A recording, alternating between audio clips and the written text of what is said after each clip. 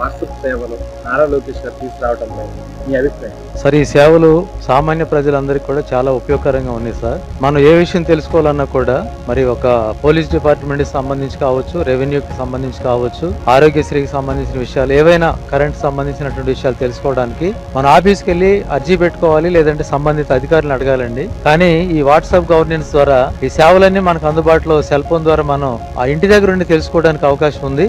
దీని ద్వారా మనకి ఏంటంటే సమయం మరి వృధా కాకుండా తక్కువ సమయంలో మనం ఎక్కువ విషయాలు తెలుసుకోవడానికి అవకాశం ఉంటుంది. కొన్నిసార్లు మనం ఆఫీస్కి వెళ్ళి ఏదైనా విషయం తెలుసుకోవాలంటే దాని కొరకు మరి ఆ పోలీస్ స్టేషన్ కావచ్చు, లేదంటే ఆ కరెంట్ ఆఫీస్ కావచ్చు, ఆరోగ్యశ్రీ కేంద్రం ఎక్కడుందో కనుక్కొని అక్కడికి వెళ్ళి మనం కావాల్సిన విషయం తెలుసుకోవడానికి అక్కడ కొన్ని గంటల సమయం కొన్నిసార్లు నిరీక్షించాల్సి ఉంటుంది. కానీ ఈ వాట్సాప్ గవర్నెన్స్ ద్వారా ఏంటంటే విత్ ఇన్ సెకండ్స్ లో లేదా మినిట్స్ లో మనం ఈ విషయాలన్నీ కూడా తెలుసుకుంటున్నాం. ఇది చాలా ప్రజలకు చాలా ఉపయోగార్థంగా ఉంది సార్. ఈ యొక్క వాట్సాప్ గవర్నెన్స్ అనేది చాలా మంచిగా ఉన్నాయి సార్. ప్రజలందరూ కూడా చాలా ప్రయోజనకరంగా ఉన్నాయి. మరి కొంతమంది దీని పైన చాలా వాళ్ళ యొక్క మరి హర్షాతి ధ్వానాలు వ్యక్తం చేస్తా ఉన్నారు.